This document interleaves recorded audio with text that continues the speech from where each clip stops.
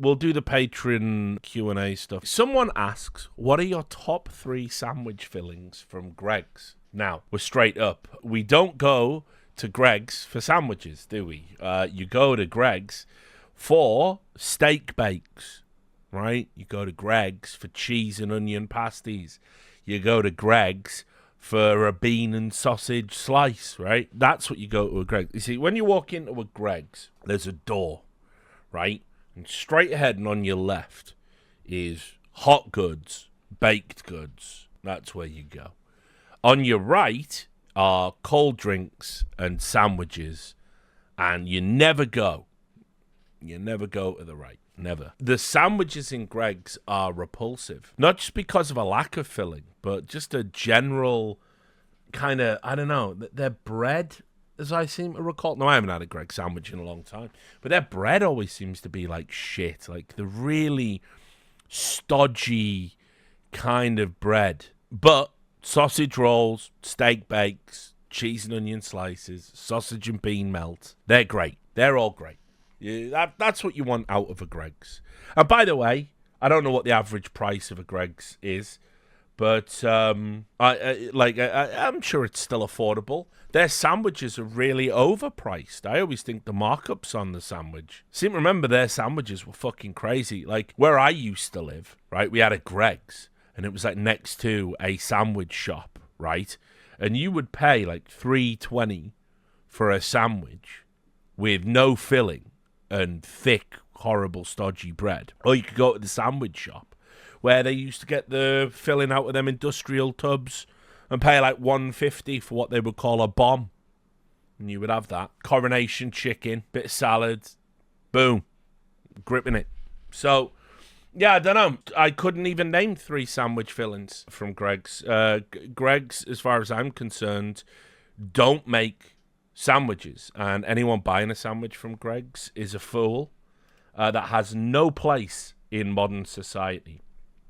Right, Otavian. They said, have you seen the New Alliance rebrand? And I haven't even seen that yet because I've been so busy. And they say, what is the worst rebrand or logo change you have ever seen in esports? Well, I did actually do some homework on this one, and I'm going to list a few that I thought were kind of meh, you know, like why would you do that? So this one isn't very good. This is Panda Global's rebrand. I don't understand why you would go from the one on the left to the one on the right. Kind of seems like, I don't know, like, I wouldn't mind if you used the logo as like for something small, you know, like if that was like your community avatar kind of thing. But like in terms of the logo, like having a kind of ferocious looking panda's like way cooler. But that's just fucking trash, but not the worst. There'll be someone out there who will say, actually, Richard, the minimalist design is very... I remember raging about this one at the time, which again I just I couldn't believe they did this. Like the original NRG logo wasn't great. I mean, and by the way, there's like a million companies called NRG for like everything. I know because I remember when the NRG had that like issue with the players or something. I remember checking my Pacer account to see if there was like a lawsuit, and if you just type in NRG, you just get the fucking phone book back of all these, like, companies, like, you know, fucking energy companies, obviously, and, like, electricians and, you know, fucking fitness gurus. But I don't understand this, because they went from at the one on the left, which isn't anything special, to one on the right, which somehow is even less special than the one they originally had. And if memory served me correctly, let me just check, it reminded me of a fucking 80s cartoon, and I couldn't remember which one it was. Thought it was Mask, but maybe it isn't. Was it the Venom logo, maybe? Is it the Captain Planet logo, maybe? By the way, how fucking vain was Captain Planet, right? That he called all of those kids the fucking Planeteers. Like, what a fucking asshole. That's like a Steven Seagal move. That's the type of cartoon you couldn't really make these days, is it? He's just like a a weirdo guy in skin-tight clothes who hangs around with a bunch of teenagers, and he's given them rings, magic rings, to be his friend and do his bidding. So anyway, but yeah, it reminded me of like a logo from like a fucking cartoon series, and it sucked. But again, it's not the worst. This I never even just understood to begin with, because this is just garbage in, garbage out. This was the. Do you remember when Valiance rebranded as Crazy? Like, and so they took, like, on the left, that's Valiance, right? And that just says to me, I don't know, I'm looking at that, and I'm just thinking Industrial Revolution, Soviet drudgery. And again, I don't know if it's my brain, but I'm looking at that logo, and all I'm thinking of is big chimneys, it's a factory, there's kids in the factory, you know, and they've got to get up in the chimney and clean it, and the foreman's under there pushing pins in the soles of their feet. Get up there, lad!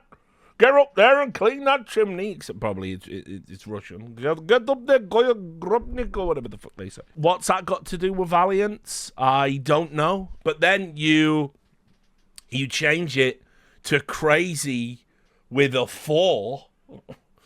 Crazy with a 4 in it. And that's a shit name and a shit logo. And they're so proud of the idea that, oh, we put a 4 in it. We put not an A because we are crazy, bro. And they made the 4 the logo. That's a 4, right? Is that a 4? So I just don't even understand what the fuck was going on from start to finish. It's a Swiss flag? And a 4? I don't know. Anyway, both of those are just shite.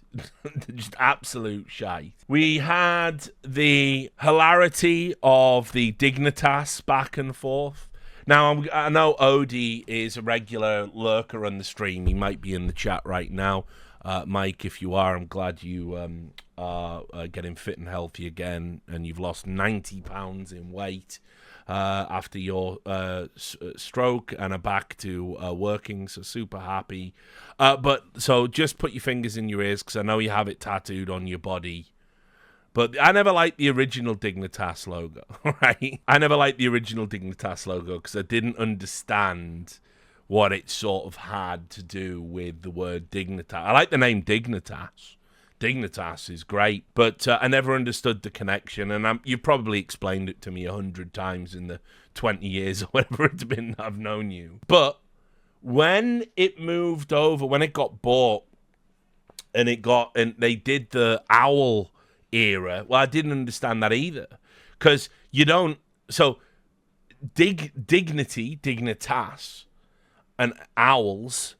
Well, an owl isn't associated with dignity. An owl is associated with wisdom, right? So if you were called Wismatas, that would be fine, I guess. But you're not. You are indeed called Dignitas. Now, my understanding is at this point, I think Odie had left. I don't think he would have let the original logo get got like that, because obviously, as I said, he might even have fucking designed it. I don't know the deep lore on it. I can't remember, because my brain's had a batter in 2 decades of esports. But anyway, that new one was part of that VC era, generic, everything's got to look like a sports team branding. And I fucking hated that era. That era fucking sucked. Everyone had these overproduced fucking logos of like, we are the Boston pints of beer. Fucking, that's terrible. We are the Boston beers. And it would be like, look, here's a little overdrawn foaming beer, a little leprechaun peeking around the corner. And it's like, we don't need to do that. We don't need to do any of that. You know, it's like, you know, all of that stuff, like the fucking, we're not franchised, but everybody did that thing. And so the Dignitas Owls or whatever was probably a prospect that they wanted. Anyway, obviously, they did end up reverting back to what I think is a superior interpretation of the original logo. Again, I don't understand what it has to do with the name, but I actually think in the end, this one had a happy ending in a way, because they did end up with a better logo by the end. Now, as Shakerez in the chat, good to see you again, I haven't talked to you in a while, said, the other problem is just the brand, unfortunately. When they made when they were called Dignitas. In fact, I'm going to Google this on air because this has to. I need to know. The assisted suicide clinic has 5 years on the original Dignitas. Now, probably, I didn't hear about Dignitas, the Swiss assisted suicide clinic, until long after the esports. I heard about the esports org first, is what I'm saying. But it is a shame that you've got a really cool name, and when people Google it, you get. I mean, when you Google it, you just get. It's just brought it up for me. It just says help is available. Speak with someone today. And it gives you a phone number for the Samaritans. It's almost like you got the logo sorted, but now you're stuck with a legacy name that, unfortunately, as more and more people have decided they want to check the fuck out, you're now associated with a suicide clinic, which is one of those. Wait there, first time chatter, X-Fire. I always thought it was a bomb with eyes, and Dignitas is to die with dignity, so like a bomb exploding and dying, lol. No, what you're describing there, unfortunately, is suicide bombing, isn't it? And that's that we don't associate that with dignity, really, at all. So it's generally frowned upon where I'm from, at least. So it's not a bomb. It is an alien head. But thanks for the first time comment. I appreciate that. Anyway, this might be one of the all-time classics. So much so I've obviously talked about this quite extensively. So I will try not to retread my greatest hits. But you have the EG logo on the left, which was the classic EG logo. Then, when Nicola Point Jameson came in, she didn't like the logo because it was obviously a relic of a bygone era when EG were successful and functional, and she contributed nothing to it. So her vanity and her narcissism would not allow that logo to live. And as I wrote in my many exposés about EG, sources told me internally she called it a hockey puck and said it had to go and they had to get on board with modern design. They then brought in a modern design group and she didn't like any of the designs. And they went with a word. They just went with the words. Now, what I always associated with the one in the middle, the evil geniuses, the word one, it reminded me of the game Evil Genius. In fact, I'm going to get out. You played it, didn't you? You know, it's like a James Bond base builder thing. You have the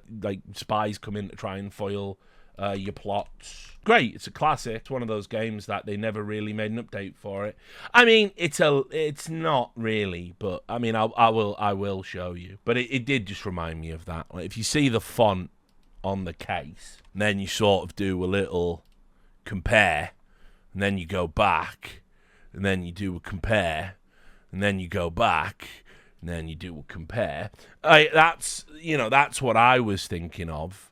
Every time I saw that, I was like, oh, it's sort of like what was on the front cover of that Wicked video game. So I certainly thought this was trash. Now, the story obviously gets funnier because Evil Geniuses, they then had to rebrand it again.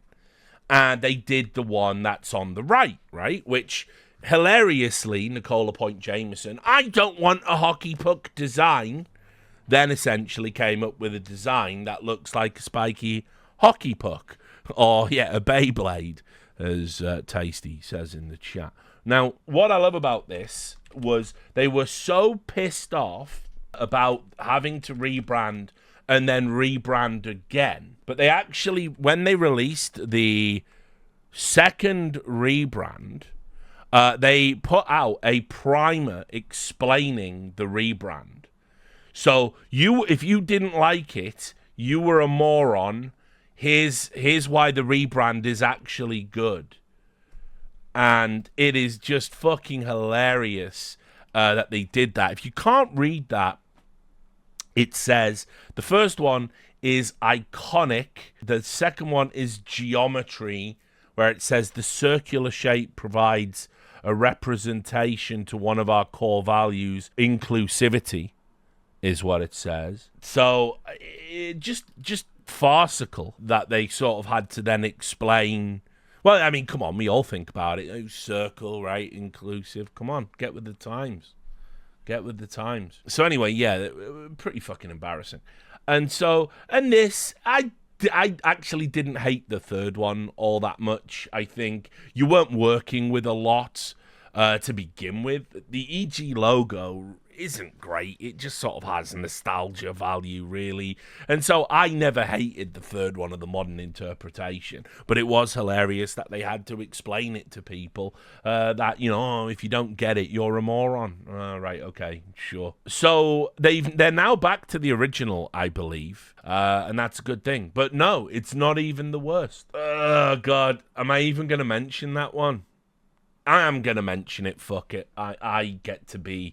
The cancellation's over now, guys. No one's going to cancel me. I've survived too many times, so I'm going to do it. I'm going to do it in the order. By the way, shout out to DotA, as you can see in the browser. They did publish an article that helpfully had these contrasting pictures in. I obviously used to work for DotA. They referenced an article I'm going to talk about in just a moment. This was dog shit. Hellraisers. I mean, again, on the left, I don't even know what it is. It's an H, it's an R. They're done up as eyes. And it's meant to be a devil with an H and an R for eyes, like a mask or something. But the new one, they just did the eyebrows. And again, it's this fucking minimalist trend. Like, oh, no, Mr. Hellraisers. Don't you understand? Less is more, yes? And it just always, whenever I see these minimalist design choices, and they're so, like, divorced from, like, actual, like, things that have had effort put into them. It always reminds me of the tale of the Emperor's new clothes, because they always tell you about the part where the Emperor's swanning around naked and everyone's going, oh no, the Emperor's clothes are beautiful and magnificent. Yes. They always tell you that part. What they don't tell you about is the initial part, how the tailor, who had a grudge against the Emperor for a reason I cannot remember, deliberately finessed him by appealing to his vanity. And so what he was doing was he was there like doing the imaginary sewing maneuver to nothing there, and the Emperor was going, wait, but I'm still naked, and the tailor is saying, no, can't you see? I suppose, to be fair, only super intelligent people can see the clothing I make. It's a special kind of fabric. And so the Emperor goes, oh, no, I see it now. And I just always feel that way about minimalist design. Like, the fact that somebody, like, not even for a joke, served up that logo. It's like, by the way, I've worked at companies where we've done logos. We've hired graphic designers, and when you for those who don't know, you when you say like, oh, we want a logo for a company, they will make a number of logos for you, and they will explain the design choices and the things, and then you won't just get one, you'll get 4 or 5 or whatever. The idea that somebody served that up, pointed at that, and was like going, no, but you see, because you are angry with the eyebrows, it is simple, everybody understands. That means angry, and angry, I'm about to raise hell. You are the Hellraisers. Like, so, yeah, it's crazy to me that somebody had the balls to go into a fucking room, slide that across the table to a client, and then justify it, and then say that'll be £1,000, please, probably, actually. Fucking a lot more. So this is one of the all-time stinkers. Do they still use this? Do they still use this one? I don't think they do, right? Oh, no, they do.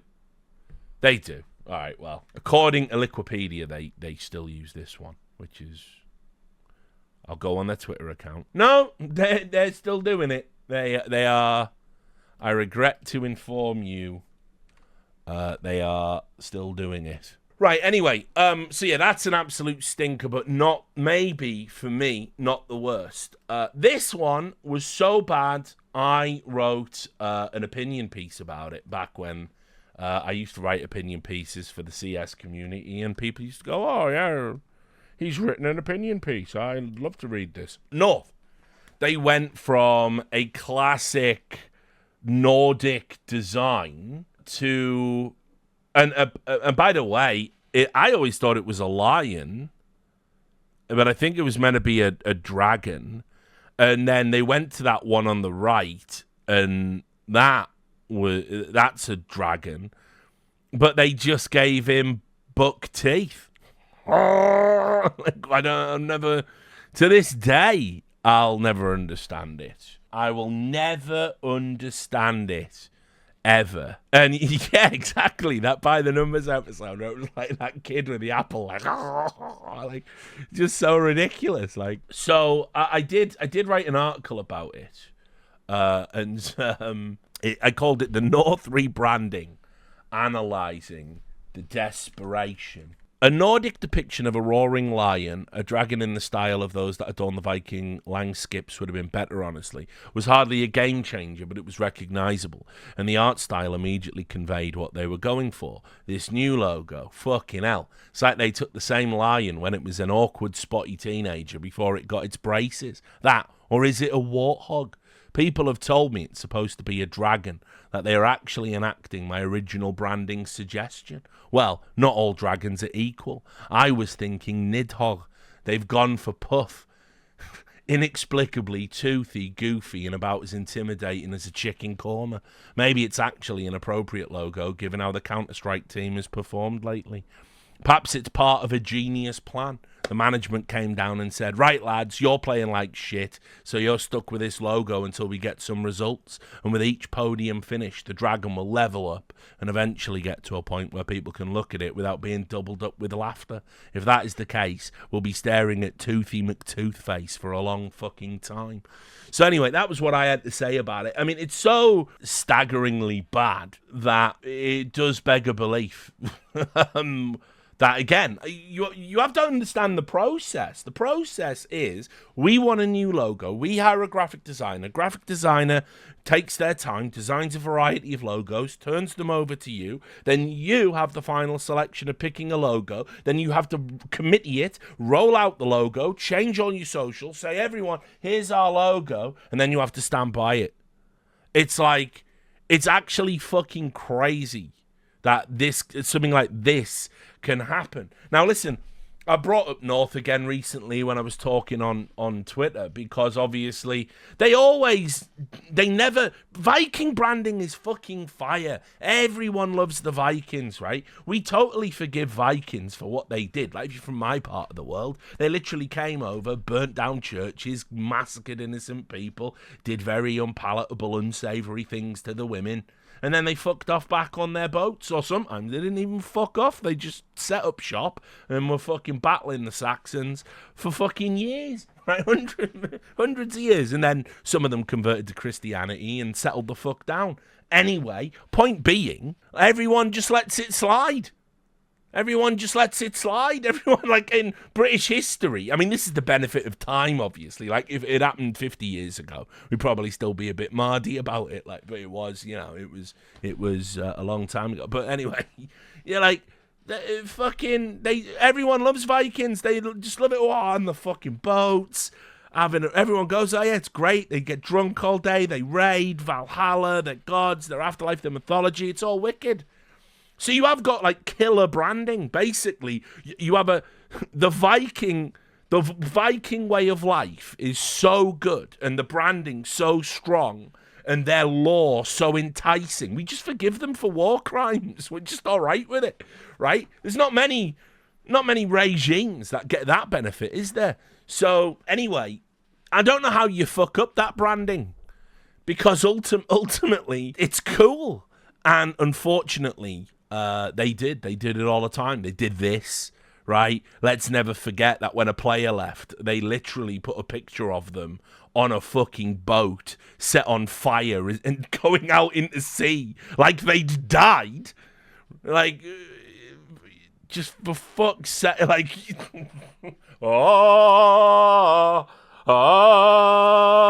just fucking floating on the sea.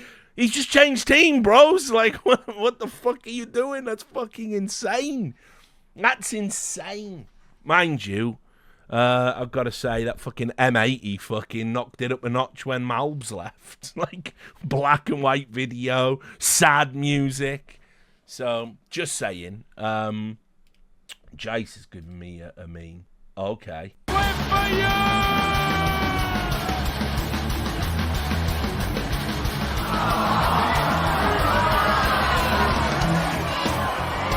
I mean, you know, he has took a tumble, but on the plus side, the worst has already happened, hasn't it? So, you know. Anyway, yeah. This was an all-time stinker, and yeah, I'll never understand it. Obviously, North are no longer with us. They have gone to Valhalla, although probably not, because I doubt their ancestors recognise their exploits as being worthy. But just stupefying. But it's not the worst. The worst rebrand, and I'm so glad that this was mentioned in the DotA article, because it's one not many people remember, but I'm sure we covered this on By the Numbers, and it's a tough one to even talk about, because it's one of those... Okay, just before we talk about it, one of the things that you just have to accept now, right, is that we are in a global society, right? And because we're in a global society, the globalists, we're in a global society, certain sensibilities that might not translate, might not be an issue where you live in the world, they might translate really poorly elsewhere in the world. And you also have to just factor in that for some reason, despite being a young country with a terrible grasp of geography and populated by a lot of morons, Americans kind of do rule the digital roost. Their sensibilities and their spaces, they get to police them with their sensibilities. And with that in mind, I want to remind everyone about the Kingwin rebrand, the Team Kingwin rebrand. And this was so, like, I don't want to say shocking, but it was like one of those where it's like, I think we could have avoided this. So Team Kingwin decided, obviously Polish, they decided to rebrand as Black Devils. And when it happened, I was like, what? And so, to put it into context, as this DotA article rightly says, they quickly realized this was such a bad idea to call themselves that there is no logo. They announced their rebrand, and people went, nah, mate, that's not going to work, is it? You can't be called that. And they went, why? And somebody said, well, it sounds a bit racist, doesn't it, mate? And they were going, right, yeah, yes, yeah. And then they became Devils One. And what's interesting is the CEO, again, quoting the DotA article, the CEO, Victor Vanley, said that they were named after an armored division of the Polish army who had the nickname the Black Devils, and that was what they were going for, which, ultimately, don't know if you really want to mine military history for esports names. Just also a thought. But, yes, probably this is the worst. It was a rebrand so bad it lasted like a day. There was never a logo created for it because it was just one of those, like, by the way, if you're ever doing it, like, focus groups are super useful, Yeah, it's like he's in a room, Victor, with all of his Polish buddies, and like, we want, again, if I do a Polish accent, it's going to come out Russian, isn't it? And then that's really going to upset people. I'm not getting into that. Baltic beef, never on the table. Soviet beef, never on the table. USSR beef, whatever. Leave it alone. So anyway, he's in a room with all the other Polish people, and he's gone, like, fucking... I said Baltic beef, didn't I? I meant Balkan, yeah, whatever. But all the beefs. I'm leaving all the beefs alone. He's in a room with all his Polish homies, and he's gone, we want to communicate that we are a strong, disciplined, military-esque operation when it comes to our excellence in esports. So I propose Black Devils as our name moving forward. Now, if there was just anyone in that room that wasn't Polish, probably it doesn't get past the first draft, you know. Excuse me, sir.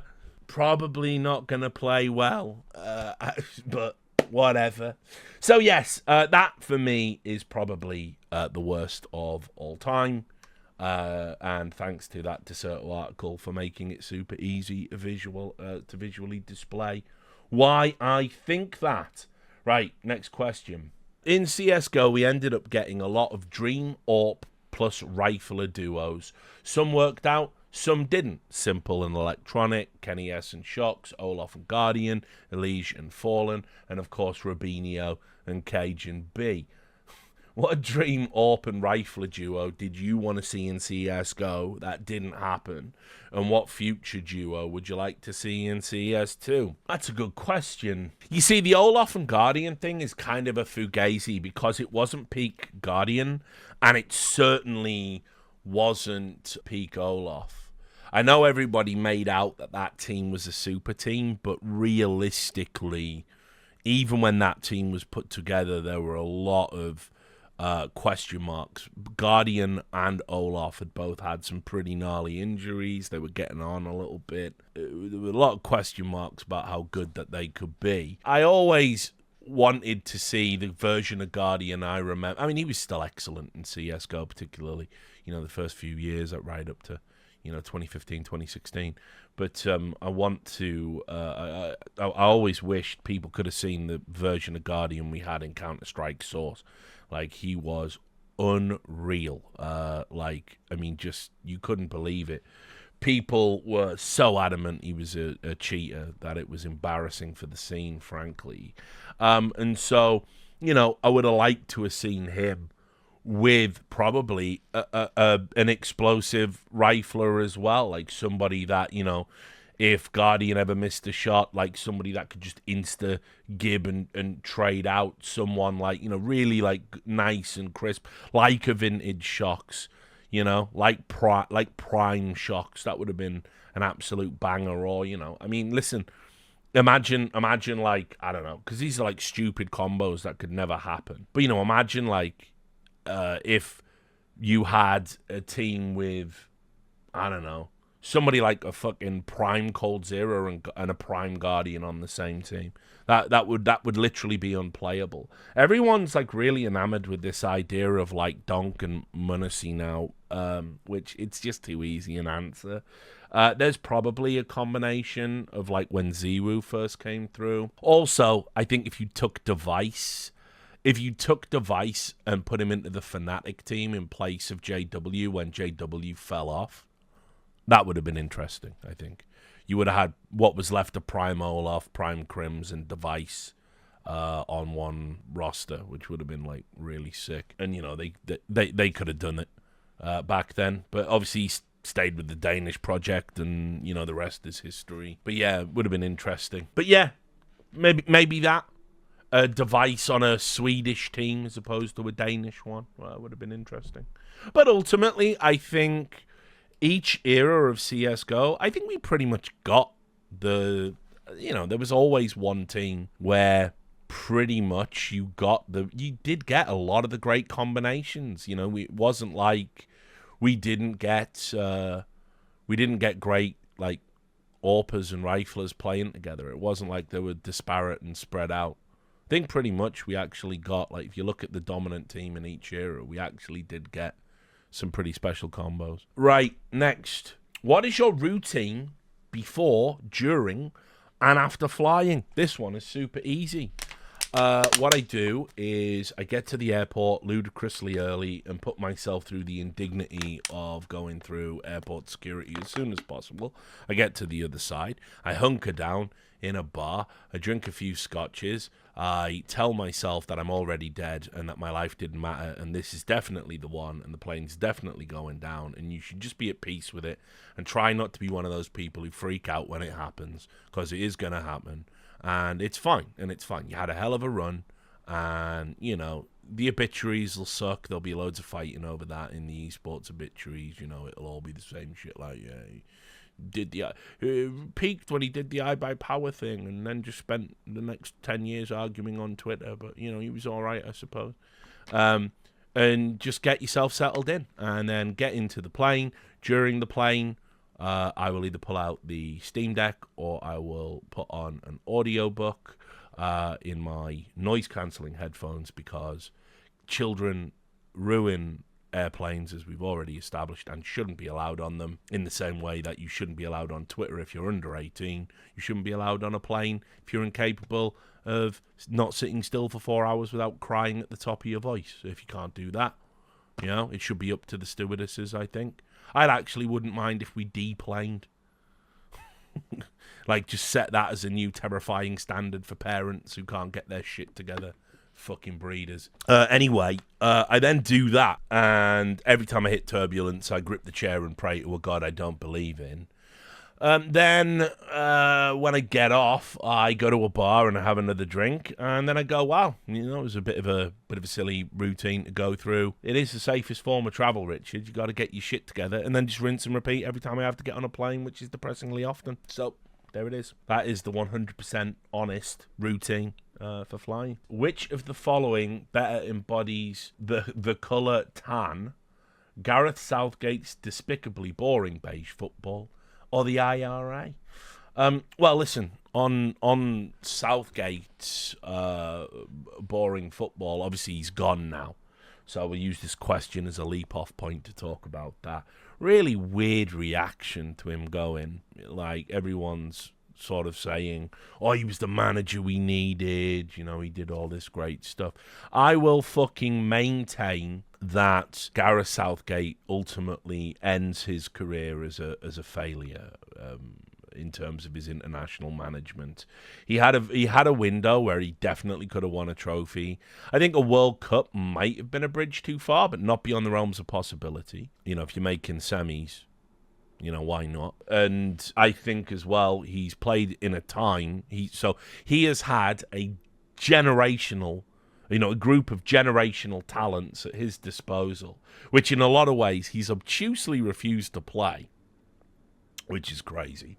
You know, this whole thing at the most recent tournament with, like, I'm not going to play Cole Palmer when Cole Palmer's, like, the informed guy, and I'm going to try and fit Foden in because everyone's told me not to do it, and I'm not going to play Kobbie Mainoo, even though he's the guy you would really want in the centre mid kind of holding role. And yeah, it's crazy to me that you know, like, he would just stubbornly, obtusely avoid picking form players when he's got such a embarrassment of riches at his disposal. And by the way, Jax Peter, first time chatter, yeah, I do record. We do these lives and then we edit them in post, and that's why from Twitch stream, this is what I always say to people when they post, you're a bit late with this, mate, on YouTube. I weren't on the fucking day I was talking about it though, was I? But people don't know that you've got to be where I am live to hear the live thoughts, and then if you're on YouTube, it's a courtesy that takes a few days to get the videos up, you know, and at the outside, if it gets demonetized or whatever, a week. Anyway, I also feel, on top of having, you know, this embarrassment of riches as a fucking player, as a manager rather, having all these players, he has also been incredibly lucky with the brackets and the draws, like 5 points, and he tops that group, and he gets, you know, like, oh, extra time against Switzerland. Fucking Switzerland? You should be tanning fucking Switzerland 4-0 with that fucking team without a second thought. You should be playing fucking reserves and battering Switzerland 4-0. You're fucking England, for Christ's sake. What are we talking about? Not only is his football so attritionally dull with that team, I think Harry Kane had, wasn't it insane, the stat? Like, he had 12 touches or something inside the box across the whole of the fucking Euros. It's like, mate, what even is the point? And then, by the way, Harry Kane having to come deep to fucking win the ball. Don't worry about it, mate.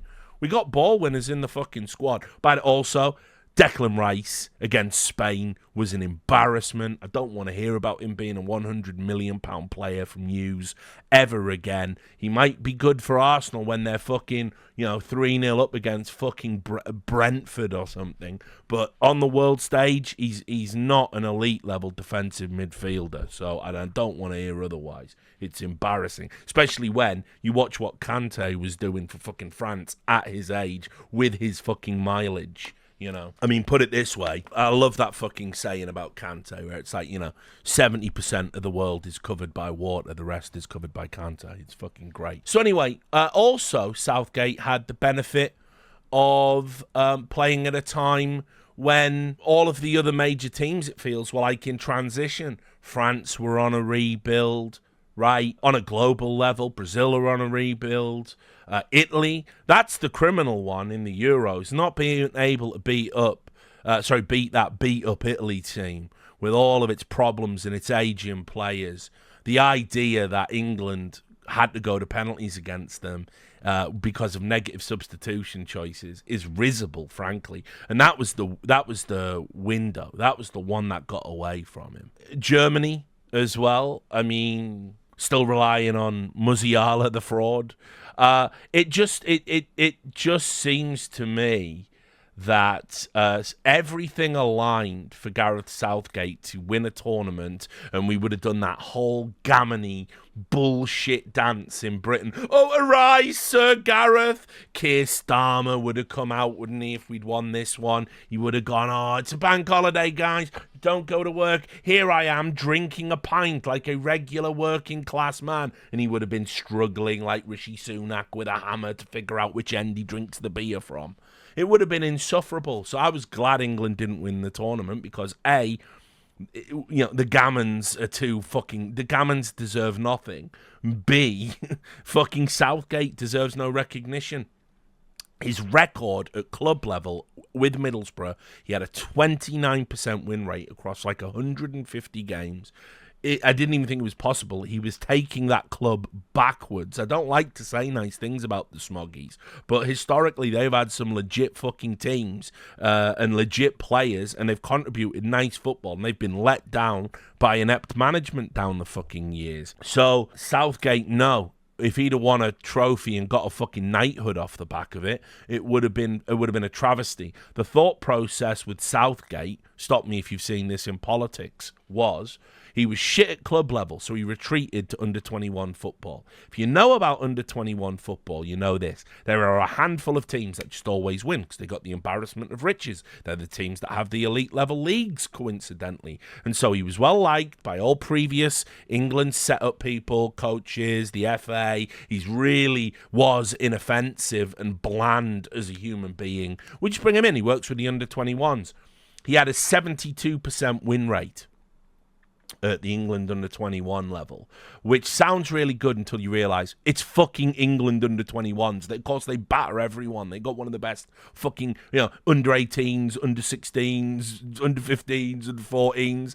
They've just got an abundance of youth talent, especially given we're even doing all the dual citizenry. These clubs go out and they fucking mine talent from other nations, bring them in and make them England eligible. We do that with our academies. So obviously, when you are an under-21 coach for an elite level fucking country, yes, you win. You win. Of course you win. Who do you lose to? So, you're playing Senegal under-21s. Like, if you don't win, it's embarrassing. The setup and talent you have, the resources you have. So, Southgate gets 72% win rate. And they go, oh, wow, well, okay, well, he's got this great rapport with the youngsters. So they're going to transition into the main team. So we'll give him the main job. And ever since he got the England job, he was just a smug twat. Like an absolutely insufferable moron. Every time he opened his mouth, It was embarrassing to hear it from an England manager. Frankly, I've maintained my position, which is when he picked Saka, a player who had never took a penalty at the professional level ever. And obviously, we all remember Saka missed against Italy, and then 50 accounts racially abused him, most of them in Eastern Europe. He then turned around and said, see, this is what you have to deal with, and this is why when I pick penalty takers, I have to think, whether or not they're black.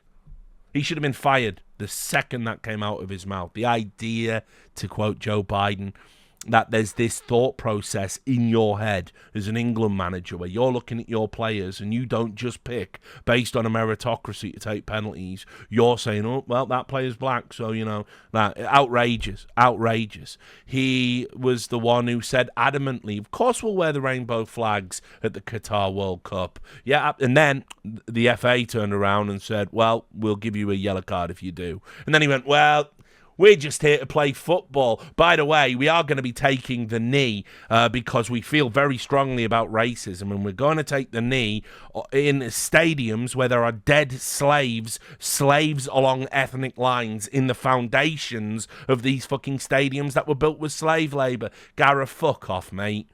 Fuck off. Like, all the way fuck off. Because you are boring me to fucking tears with this. He did another interview where he said, the term WAG, which is an acronym for wives and girlfriends. He said, don't use that, it's sexist. Why are you calling a press conference as England manager to say, I've been reading in the paper about, what they're calling WAGs and I don't like it? Just shut the fuck up and win the games, mate. How about that? How about shut the fuck up with your ratty little face and win the fucking games? So no, Gareth Southgate was insufferable. He had his pulpit out every single time, and ultimately, he is a failure. I tweeted out he was a specialist in failure, which is obviously the classic Mourinho jibe at Wenger. But he had everything go his way and couldn't win one tournament in 4 tries. So with that England lineup, with players like Bellingham, the envy of the world. Nah, not for me. I've compared them to the golden generation of what we call, which is like, the Rooneys, the Gerrards, the Lampards, the Terrys, the Ferdinands, the Ashley Coles, of course. These are all generational talents. I think some of the players in the current England setup are better, superior than the England players of the golden generation. It's maybe even 50-50 if you were to put a squad together from current and golden generation. And the only area it really falls down is defensively. We don't have a left back that's as good. Luke Shaw is no Ashley Cole. Let's be real. We don't have a centre back. That's as good as prime Rio Ferdinand striding forward with his gazelle-like grace and speed, distributing the ball like a classic libero sweeper of the days of old, right? Like Ferdinand was something special. John Terry was like a Terry Butcher style, but like even better with Tony Adams' positioning and fucking determination and grit and a can-do attitude. And yeah, unfortunately, a bit of a racist gammon himself. But what a player. And, Kyle Walker at right back, definitely superior than any right back from that era because it was sort of Gary Neville, wasn't it? So, I mean, there is no question that in goal, in aspects of the midfield, maybe up front, there's been an embarrassment of riches for Southgate to work with, and he's delivered nothing. He's delivered disappointment. So he is a specialist in failure, and unfortunately, people aren't going to remember it that way, but I will. He's going to walk into a cushy job. I'm so glad that it's hopefully not going to be a Premier League job. We'll wait and see. And there might be something available. And then just quickly, just to talk about replacements. Graham Potter. Dunno. That's an interesting one. Do we believe that he was responsible for all of the Brighton success, but none of the Chelsea failures? Do we believe Chelsea is a uniquely fucked up football club? It is. Still can't believe they got rid of Pochettino. But we will see. I mean, Southgate might hang in on there, but my gut feeling is he's going to walk into, like, oh, God, can you imagine him going to fucking Spain or something? It makes me sick. Or Germany might be a better fit, actually. We'll see. But, yeah, fuck Southgate. Right, you have just been hired. This is tasty. You have just been hired as a general manager for G2 CS Division. The orders from the top are Nico is the IGL, and you need to sign a player to fill out the roster. You must also come up with a plan B in case Nico fails at being a top IGL. The main goal is to win trophies and keep Munacy happy. What do you do? Okay, so Nico's the IGL, Munacy's the AWPer. I'm at G2. I've got the existing G2 squad. We can get rid of Snacks immediately if Nico is the IGL, right? So we do that. Well, who would I bring in? Let me get a visual reference. Seems to me that what you do is you use that inventory, use that space to get the anchor problems sorted. And so I would say, and this is unrealistic and couldn't happen, but I know enough about Mouse and how frugally they operate. I would go and give them the bag to get Jimmy in, Jim Fat. I would get him in. There's your anchor problem sorted. You free up Malbs to be a bit more creative around the map. He can even, for me, the way things are going at the moment, take Hunter's spot without reservation. Hunter can play fucking third man. Right, so I would do that. I think Jimmy's the best anchor player in the world right now, and it's a shame that they are bottle merchants. But we will see.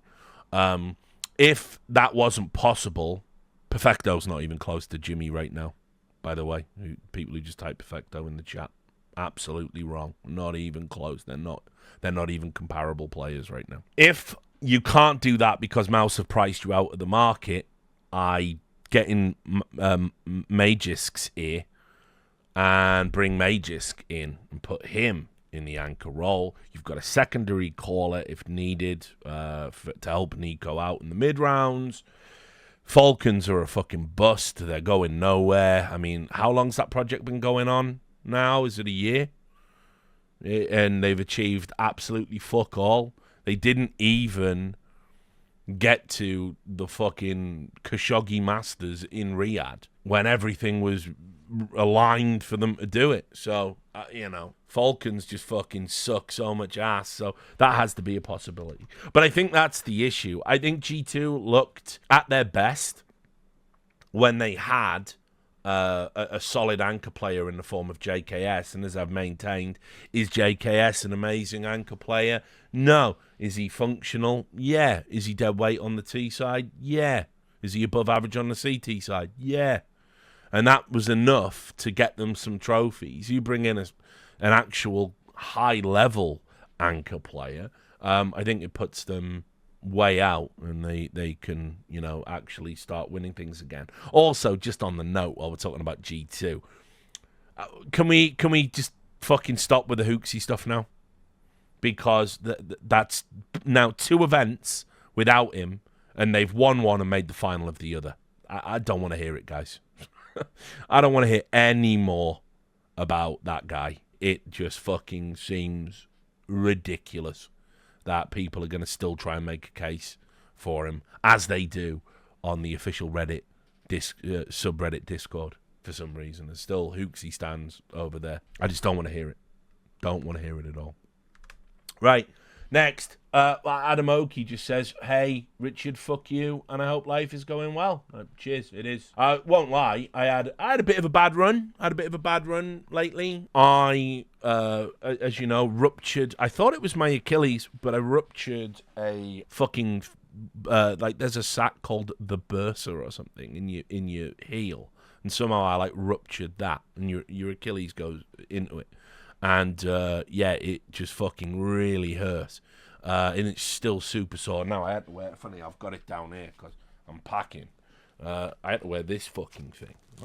One of these big fucking gimpoid casts for, weeks. Because it was just so painful. If the foot So every time I took a step with my right foot, the toes had to go down first, never the heel. And if I twisted it even slightly, if it wasn't perfectly straight, it was agony right up the back. It was just fucking killing me. It's still pretty bad. It's at about 70% now, but like it's fucking. So I had that, and then I got some. The good news was I got some mega painkillers with that, right? And listen, Richie, I remember this feeling. So I'd fucking got some pretty strong painkillers, and then I kind of was fucked up for a couple of weeks. And that was probably, Richard said he was going to stream loads. Richard was in bed with his foot fucking elevated, high as a motherfucking kite. So that's why. I'm not going to lie. Yeah, I was working when I was fucking conscious. But there was a lot of times I was just fucking, listening to the fucking imaginary sitar. Just fucking absolutely wrecked out of my mind. And then, obviously, they do that thing now where they tell you when your cut-off point is, and because this is like the new responsible approach to painkillers. They tell you when when they give you your wean-off dosage. They're like, you now have to snap the pills in half and wean yourself off. I didn't do that. If anything, I weaned myself on. So I had a very tough. After 2 weeks, there was a couple of days of all sweaty. Now I see why people commit crime. It was one of them. So then I was like, right, okay, well, I'll just fix my sleep pattern and start streaming. And then it was like, all right, well, the president's been shot. The former president's been shot in the face. The current president has dementia and is stood down. Cover all of that. I was like, I've only just got my brain back. So yeah, life's good. Dota's been depressing me lately. The game quality's shit because they put all the facets in and it made all the losers come back, the people who can't play Dota, and the game quality is super low right now. You just play them with absolute morons. Plus there's a battle pass. It's like the double whammy. There's been a massive update and there's a battle pass where you're encouraged to pick things you can't pick to earn tokens. So every game is just morons that can't play Dota in the jungle. So, and I like Dota because it's sort of like a puzzle, but the game quality just sucks. So that's bad. Do you know what I spent the other day doing? I was learning about Wrestling Empire, which is that M. Dickey game. I finally decided to I'm gonna do the thing I've always wanted to do, which is because all of the questions every 3 months on Patreon, the questions was like, who'd win in a fight out of like DDK and fucking Anders and stuff like this, right? And it's like, well, I just thought what I'll do is I'll put all of the esports talent into a wrestling game and then I'll just simulate it, and then then we'll just have a permanent record of it we can refer to whenever we need. And so I decided after starting it on like 2K wrestling, I decided, no, actually, let's do it on the shit M. Dickey game. And if you know who M. Dickey is, he makes these ridiculous... In fact, hang on. M. Dickey is like a one-man programmer, and he basically makes like these games that all have terrible, janky models. And I think he thinks he makes good games because the charm of his games are always that they are janky pieces of shit. And so what he does is... He's now made a wrestling game that everybody loves because it's so fucking stupid. So I've been learning the ropes on this wrestling game so I can do funny content around that wrestling game. So I've been testing it, right? And so, yeah, but you'll understand in a moment. So I've just been testing it with like this thing. And so I like some of these names. Okay, I'll also, for Joe Biden fans... I did bring in General Genocide, who is Sergeant Slaughter, who I've put into a tag team with Major Merc. And for some reason, it gave Major Merc the belt, but not General Genocide. I don't know. The game's weird like that. I also had the first ever women's Hell in a Cell cage match. There is a chick called Red Eye, yes. She's recovering from a shoulder injury. But let me just show you how this works. So I've got a charity event in Scandinavia. That is my next fight card. So I'm gonna book the fight card, right? Like this is literally how I spent the day. I was hungover anyway, so it wasn't really lost time. And I've done a ton of work lately. I feel good. The Substack's been pretty wicked, right? So let's just pick on the undercard. Let's just pick some shitters. So let's do, I don't know, who are we gonna do? Let's pick. Right, I've had this kind of weird feud going with Flick Thug, right? So this is Flick Thug. So we'll put him in. He's like a John Cena type. And then him and Rex. Rex, as far as I can tell, I think his gimmick is he's like homeless or something. I don't really know what's going on there. And these two I've had them having like street brawls and whatever. But I've got this new definitive format I've invented, which is it's hell in a cubicle, right? So what I've started doing is for the I found the secret for actual like 5-star matches. Toilet wrestling, right? And what you do is you do toilet wrestling, right? But it's flooded, and so when they get pinned, they start drowning, right? This format is flooded toilet wrestling, right? And so what you do is you have weapons everywhere, but no furniture, right? So and then it's like hardcore style. Right, so you do it. There it is. Right, hardcore toilet weapons, flooded toilet wrestling. This is the future, right? And so what you do is you can also add like some scripts in. It's like a TEW kind of game. So let's see. They have been in an argument. So. How does Flick Thug have hair? No, he doesn't. We can't do that. Loser Rex challenges the loser to leave the company. High stakes. You can expose people as a drug addict. That's always fun. Rex beat them last time, so he could just boast about that. We swap it round actually. So we can do that, right? And then what you do is, right? And this is in Booker mode, right? So this is they've called it Shark Tank. Right, this is Flick Thug. He's coming in. No.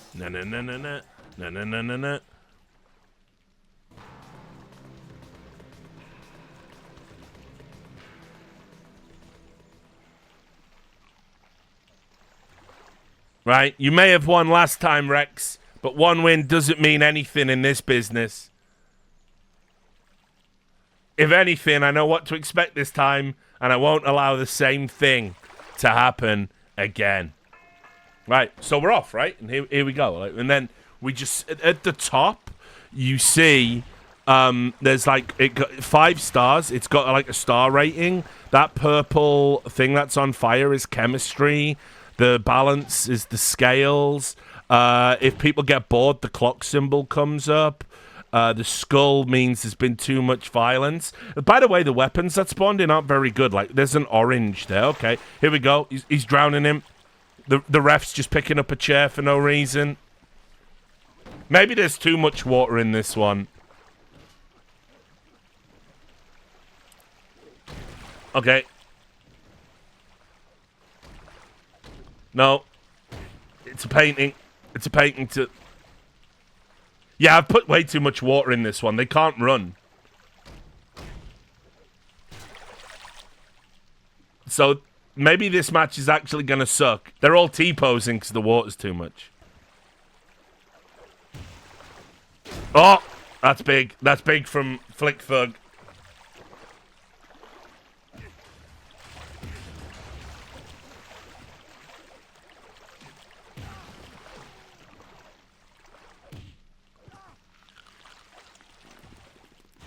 There's a rubber duck. The rubber duck's been deployed.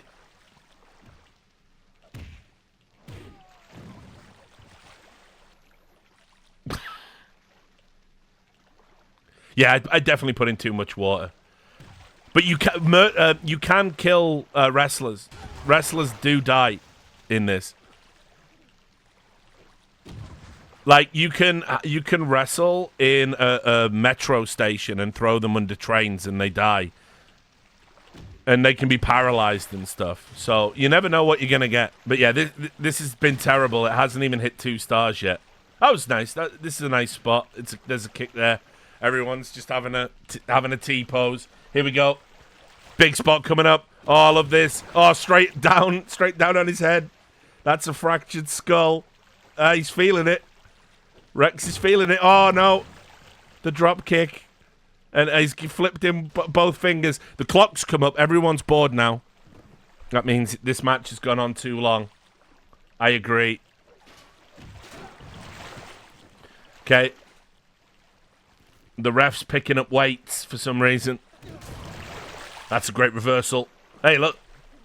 We might get a 3-star match.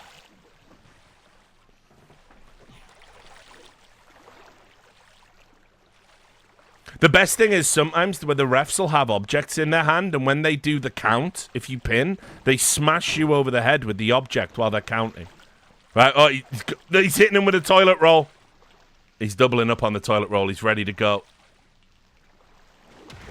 Nice.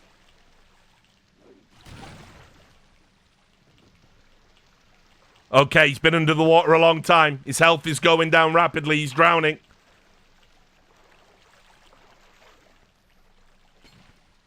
What's he picked up there? Is that just a boulder? Is that a rock?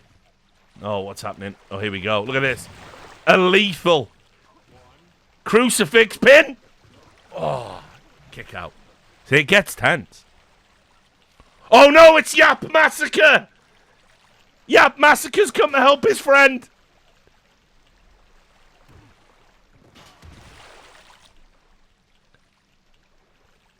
He's just cruising on pure adrenaline.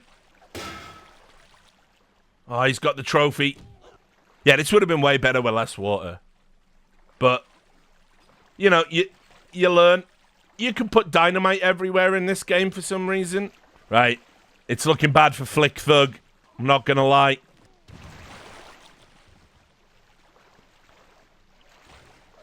He's just in the lion's den. Oh, he's been rocked. He's been bricked.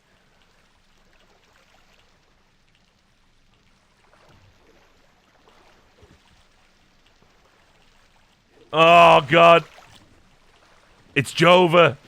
It's Jova. It's Jova. Rex wins.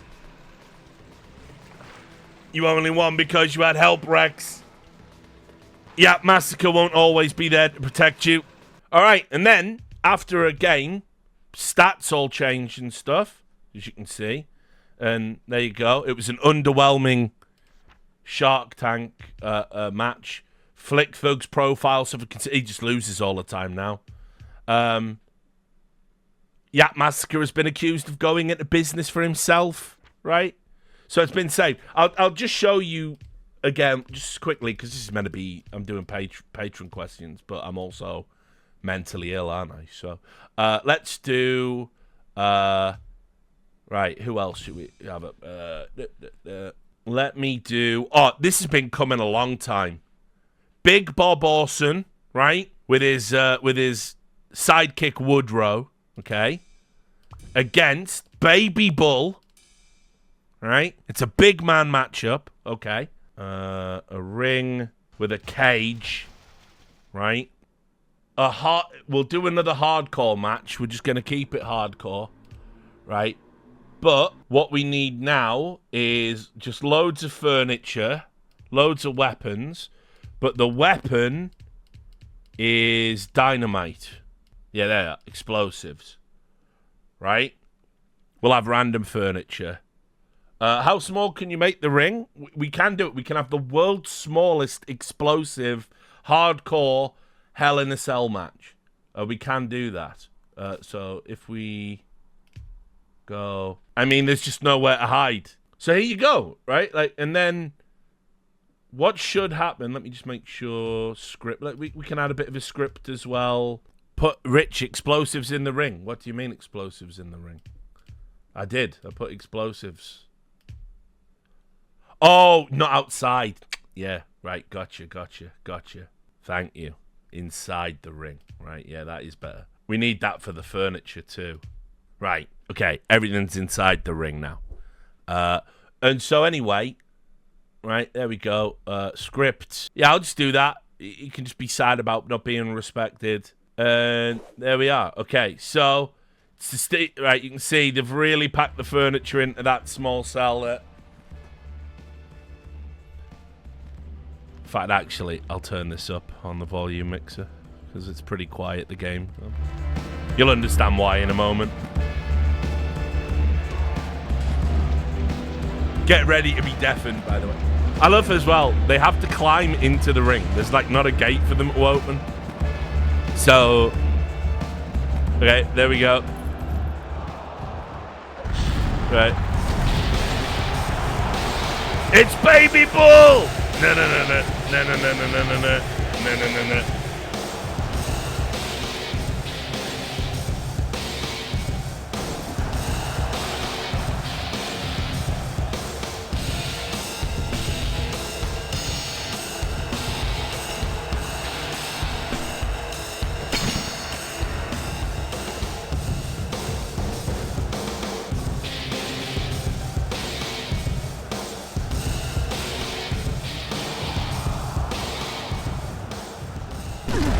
Right.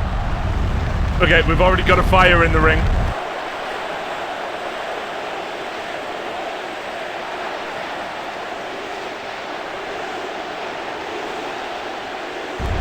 Right, oh.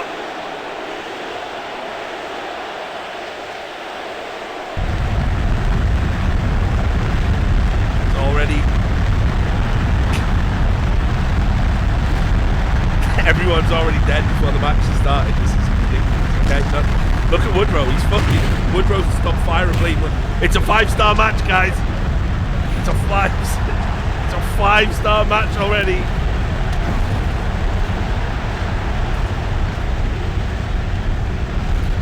Okay, he's got the dynamite.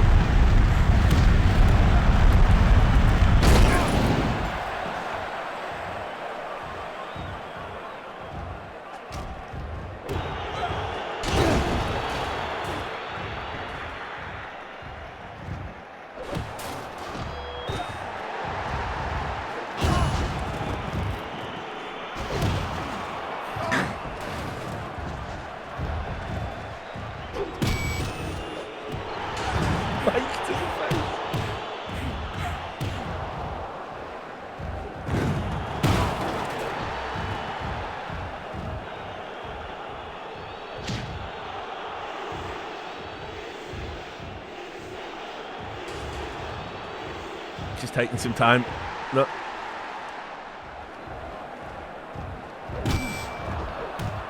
More dynamite.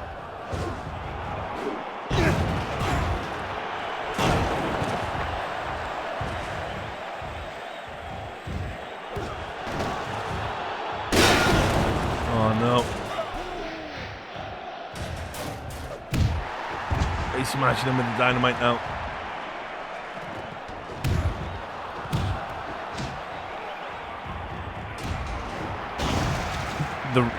The ref is fighting Woodrow.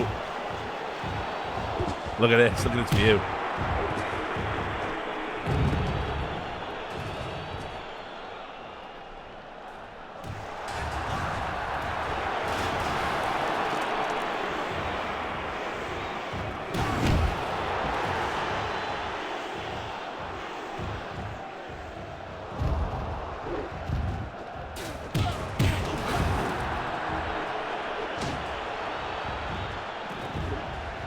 Uh-oh. What is this?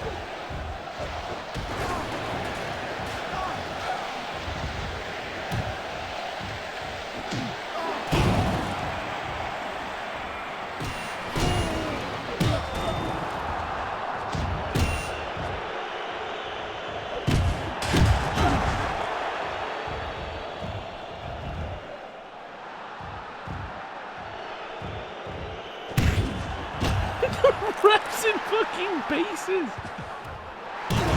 Oh no.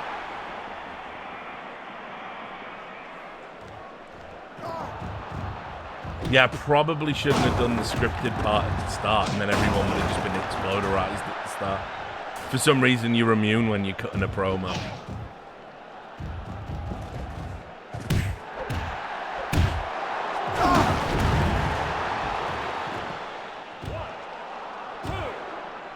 Oh, it's a kick out.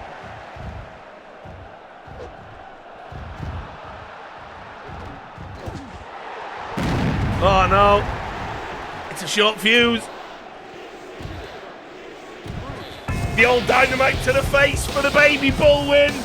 Na na na na na na na na na na na na na na na na. And there it is. Look at this. Baby Bull pinned Big Bob Orson after blowing his face off in a fantastic steel cage match. Baby Bull has gone home early after that match. Yeah, funny, mate. There you go. He's a face now. He hasn't got a face, but he's a face. Woodrow tanked all of the explosives, and he needs some stitches. So he's going to be nursing that wound. And there you go. So to answer the patron question, is life good? Yeah, because that's what I've been doing with my life. Right. Back to the patron questions. Now that roster mania is over, what major and or legacy orgs in CS are you least excited about watching, whether it's an organizational issue or a player skill issue? Right, well, I think first off, right out the gate, I have no interest in watching Falcons whatsoever. I still have a little interest in watching Virtus Pro.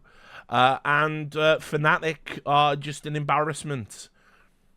Those three, and honestly, Ninjas in Pajamas too. That might be a little bit of a personal one, but they are fucking all dreadful orgs. I mean, everyone else is like, compelling in their own way, but yeah, those orgs just fucking suck. So there you go. Next one. Will Destiny ever recover mentally and stop being terminally online? Or will he continue to spiral into ever more pathetic depths? And or do you have any comments on the absolute shit show he brought down upon himself after recent events? I knew somebody would ask me a question about Destiny, and I wish you wouldn't, because what will end up happening is this will get clip chimped and put on the Destiny subreddit, and then weirdos will be threatening me in my DMs for a long, long time. But let's just clear up a few things. The shit show he has brought down on himself, as you put it, is to get a fuckload of attention by being in the heart of a controversy. And that is what Steven has done his entire career. This is the guy who was the most hated man on Twitch after he and his community killed Bird Jesus in Twitch Plays Pokemon. There is always something, and I hear all the time, oh shit, it's kind of like an analog to Donald Trump. Surely this is the end for Trump, and it never is it? He always wriggles out of the jam. Well, nevertheless. And so Steven is someone that he says what the fuck he wants. Whether or not he always believes it wholeheartedly at the time, whether or not he's playing a bit devil's advocate, I don't know. But what I will say is what I've said before. My observation is this: I don't think, by the way, if you believe the things I know he genuinely believes about Trump, I don't think what he's saying is wrong. I just think the things he believes initially from the premise are incorrect. I don't think Trump is some unique threat to democracy. I don't think the Project 2025 camps descend upon us if he wins the next election. I think it's silly. I think I've lived through enough presidential elections to know about American checks and balances. And then people go, oh, you mean like the Supreme Court, Richard? Yeah, and again, Supreme Court, it comes, it goes, it changes. Justices come in, they die. If you don't like the Supreme Court, why don't we pass some laws about no lifetime appointments, guys? And remember, we could have had a liberal-leaning Supreme Court if fucking Ruth Kander Forever had fucking quit instead of dying in the saddle. Anyway, point being, if you believe Trump is the next Hitler, which I think Stephen does, then yeah, whatever. You're probably entitled to say things that he said. The issue I have is I think that when you're no platform is going to allow somebody that goes out and encourages political violence, and that's where I think you have to be a bit more responsible if you have an audience. That would be the only criticism I would level at him. That I sat in those Twitter spaces he did not long after it, and it just struck me that he was really pissed off Trump didn't get killed. I mean, that's my read on it. And he said some things about conservatives being fair game and all this other stuff. I think if you've got a large audience, you shouldn't say that. That's my belief. At least one of the Taliban is crazy enough to act upon it.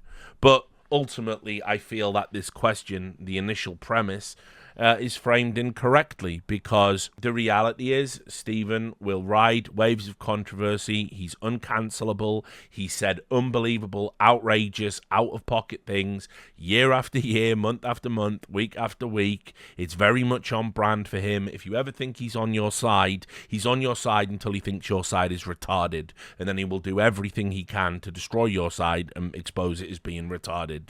He is a sort of chaotic...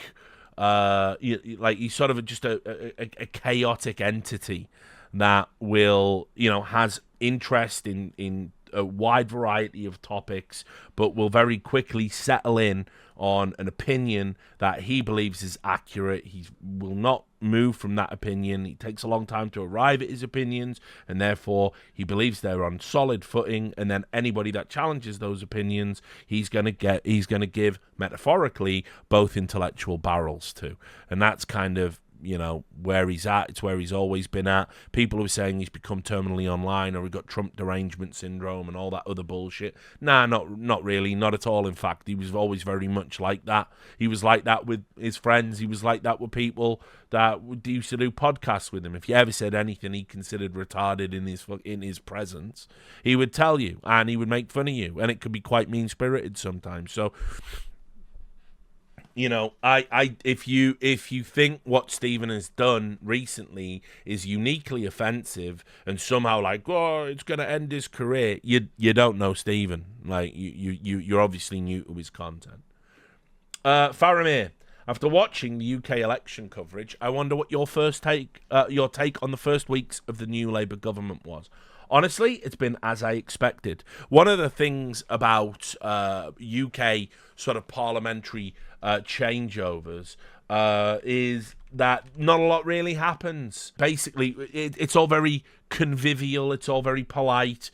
For example, there's a clip you probably saw on Twitter of Keir Starmer calling Rishi Sunak the Prime Minister by accident, and he said, "Old habits die hard," and they all went, "Oh, yes, it is funny, isn't it? It is funny that we had 14 years of the Tories," or whatever the fuck it was. Anyway, ultimately, has he done anything in the first week? Well, no, not really. There hasn't really been a lot going on. You wouldn't really expect there to be a lot that's happened. I think he did make some pledges. Let me get it right. He did say something when he got into office about how he was going to enact his big 6 pledges that he made when he was on the campaign trail, or whatever the fuck it was. According to the Telegraph, he spent his first week picking fights with Eurosceptics, unions and Tories. So, let's see. What have they said? Oh, he did say that. To be fair, he has been saying, while not saying, he wants to get us back into the European Union, he has been saying he wants to fucking maybe try and start getting some treaties going on with Europe again. So that's going on, which is fine. I mean, obviously, Brexit's been a total fucking disaster for the UK. So why not? And what else did he do? Oh, yeah, he met with Zelensky. I mean, obviously, there's a fucking world leader out there. Zelensky's going to fucking turn up on your doorstep with fucking, "Can I have some more weapons and money, please?" So that happened. I thought it was kind of funny. I saw a tweet. There was some big riots in Leeds recently, and there was a picture of Keir Starmer shaking Zelensky's hand. And somebody, the caption was, "Zelensky has pledged $10 million to rebuild Leeds." So that was good. I enjoyed that bit of banter. So, yeah, look, not a lot. I wouldn't expect there to be a lot. I've got to say, I was in an Uber the other day, and I was talking to the Uber driver, and even though I was trying subtly to signal no talk, please, because it was a 30-minute Uber ride, even though I had both of them in, he was looking in and talking, and he wants to have a conversation. All right, fair enough. So I took them out, and we were talking, and you know what? He brought up politics, and I thought, here we fucking go. Politic talk with an Uber driver. Beam me the fuck up. But no, he was saying, actually, listen, I reluctantly went and voted for Labour. I wasn't very excited about it, but Tories were dog shit, so I went and voted for Labour. I'm not expecting anything to change, and I was like, "Yeah, you and me both, mate. Really, like, I'm kind of where, the lack of even though everyone's pointing at like, oh, look at the Labour majority and blah blah blah. The actual enthusiasm about voting Labour is very minimal, and not a lot of Labour voters have any expectations for any change whatsoever, let alone in the first week. I mean, what people want, people just want the economy to fucking get better, because I think this was still true going into the election. At least we were the only country that out of all the G7 that hasn't bounced back to pre-pandemic levels. I think most people are receptive to the idea of getting back on good terms with Europe. I don't think people would actually be against fucking going into the European Union again. I think Brexit's been so bad. I would imagine now all but the most ardent of Brexiteers would fucking walk back their votes if they could.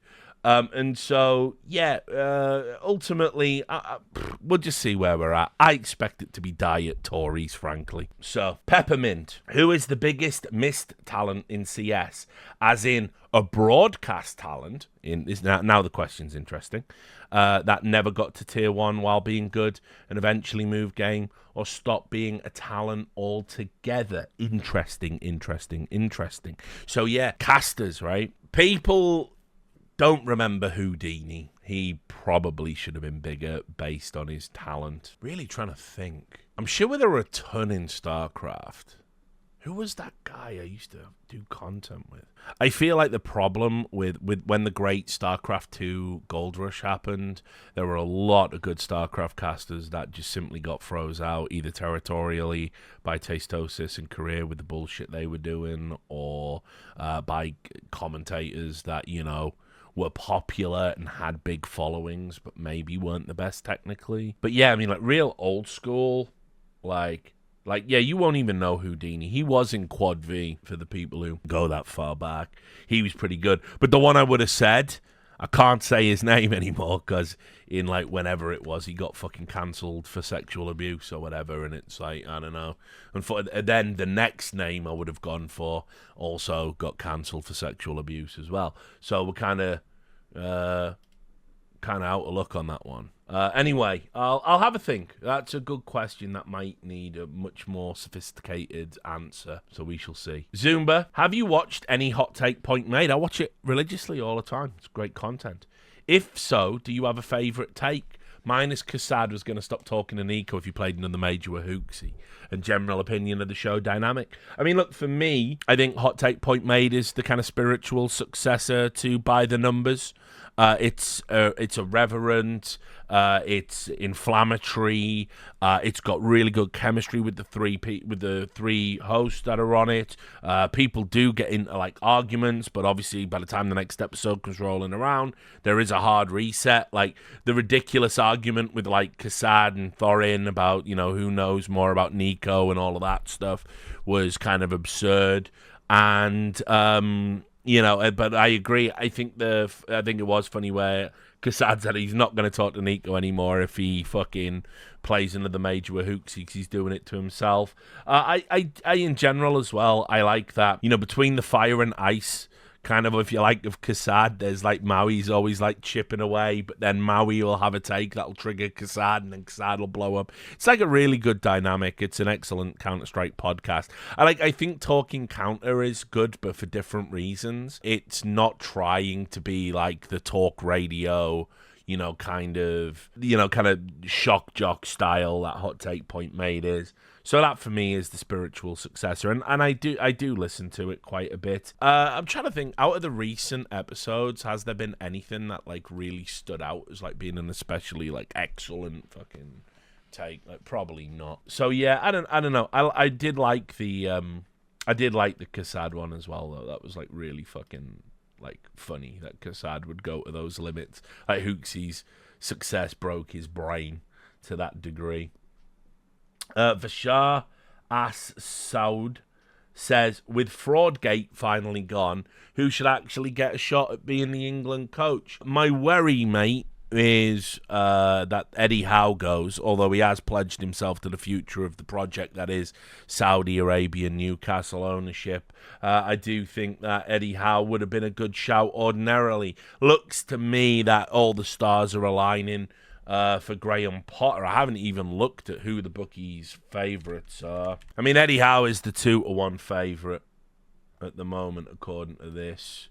Let's see who were the main contenders at the bookies. So Eddie Howe's the favourite. Graham Potter is the next favourite. Thomas Tuchel seems like fucking pie in the sky, along with Pochettino and Jurgen Klopp. There's no way Jurgen Klopp takes the fucking England job so quickly after leaving Liverpool. There's no way.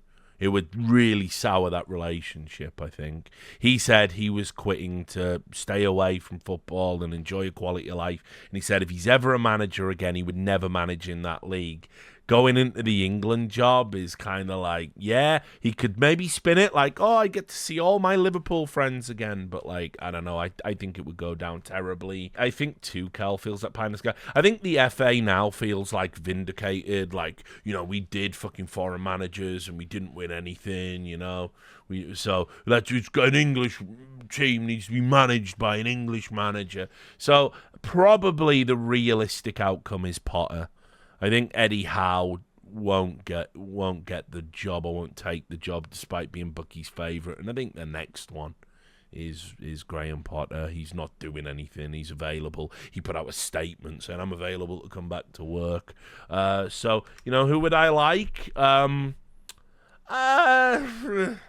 don't really care. Anyone's an upgrade from Southgate, honestly, in terms of sufferability. So I'm okay with Potter. Eddie Howe would be. I still haven't quite quit Newcastle, but I should really and give it to him. But we'll see. Brecky Vic. After Destiny has finally found the boundary for the platform kick in the new free speech Twitter, which other platforms can he next edge to find their boundaries? I mean, it's kind of interesting. The kick thing only lasted a few days. I knew it would. I thought that was more like a preemptive ban about stuff he was saying off kick and not what he said on kick. Because, as I said, when you make comments that can be interpreted as calls for political violence, people aren't going to accept that because that is the one thing that's going to like drive advertisers away and get a bunch of stuff. He's always had a good relationship with Trainwrecks. He's like been pretty responsible, I think, when it comes to having a light touch with moderation issues. And look, I've said for years, I want there to be a streaming platform where you can talk about adult things and maybe occasionally, get a little bit crazy, get a little bit drunk, like things get a little bit out of control, within reason. But, I think, being able to show real life and all its chaotic craziness is, Yeah, I mean, you should be allowed to do it, and unfortunately, Twitch has become really infantilized, except where, Hassan is concerned. Hassan can interview an actual fucking terrorist on his channel and promote him and then pretend he didn't know and then also make jokes about it while the guy he interviewed is literally tweeting that they've took over a pirate ship. He can say, oh, America deserved 9/11, that's fine. And say people should Naruto run ICE detention centers, and he said a bunch of fucking crazy fucking shit on his channel that would have got any other content creator banned, and Twitch are rewarding him with extra content contracts. And the CEO thinks he's a good source of information and news. So that's where Twitch is at. And as I've always said, a booby streamer, as they're known as, can come on a stream, turn around, give you the full invite to the fucking captain's table, spread their arsehole on camera, spread their labia and their arsehole on camera, right? And fucking, you can do all of that, and that's fine. And you get a 3-day ban. But if you say, oh, I wonder if there'll be protests in response to the Ashley Babbitt shooting, you get unpersoned. I don't know.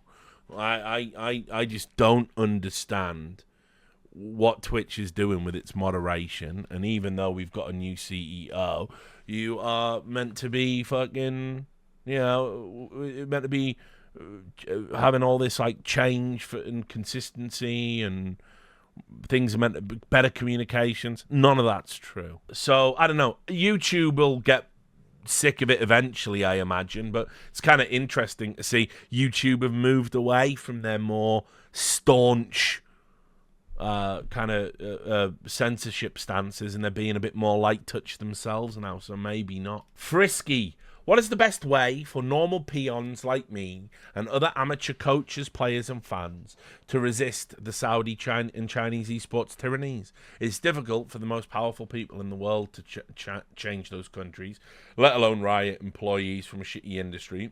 But shouldn't there be a way for enough outrage and boycotting by the esports community to change the ways of companies like Riot and others? There's barely any community or cohesion in a singular esport game. We need to have an esports tennis court oath to start a revolution, it seems. No, not really, mate. I just wouldn't think about it anymore. It's over. The choice is this: you can choose to participate in the farce, or you can choose not to, and that's that.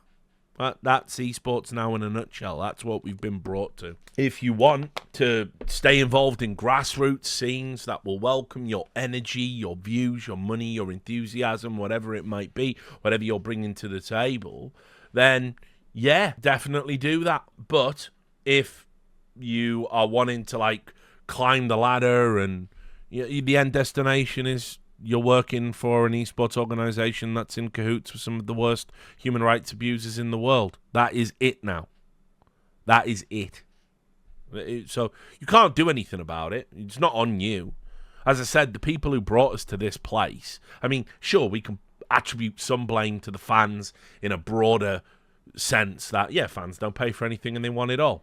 Entitled babies, all of them.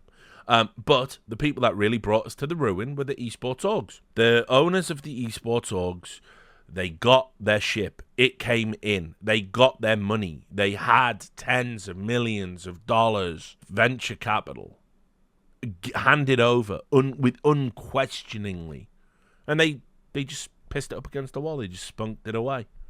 And then people were like, well, we'll give you a little bit more, but there is, like, you told us there was a return on this eventually. You told us the numbers were big and we were going to make all this money. And we buying in now would mean, we would buy a small market, but we would own the Cowboys in 5 years.